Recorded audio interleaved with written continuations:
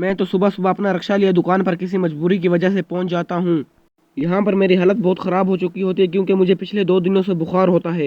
यही मैं सोचता हूँ कि क्यों ना कुछ देर आराम किया जाए, पर किस्मत मेरा साथ देने के लिए तैयार ही नहीं होती। किसी तरह मैं गर्मी में 5-10 मिनट आराम करता हूँ, लेकिन मुझे एक टेलीफोन आता है कि भाईजान हमें तो कालीनों की ज़रूरत है, आप जल्दी से कालीनें पहुँचा दें।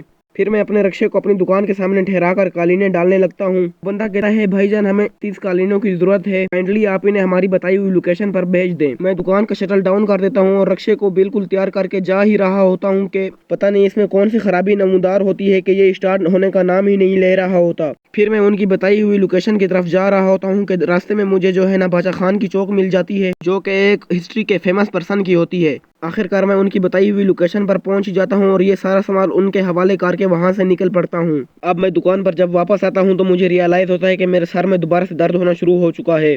तो ये सिचुएशन महसूस करने के बाद मैं सीधा बाजार से दूध लेकर घर की तरफ दौड़ पड़ता हूँ। अब ये दर्द इतना बढ़ चुका है कि इसका ठिकाना चाय के बगैर कोई न था, इसीलिए मैं अपने लिए चाय की हांडी तैयार करके इसे पीने लगता हूँ, जिसका एक एक घूंट पीने से मेरे सर की दर्द की शिद्दत कमजोर होने लगती है। चाय का कप एक सांस पर पीने के बाद मुझे अपनी दुकान पर वापस भी जाना था, इसीलिए मैंने अपनी मर्सिडीज को भी तैयार कर लिया और दूसरी तरफ चाय पीने के बाद मैंने खुद को भी रेडी कर लिया।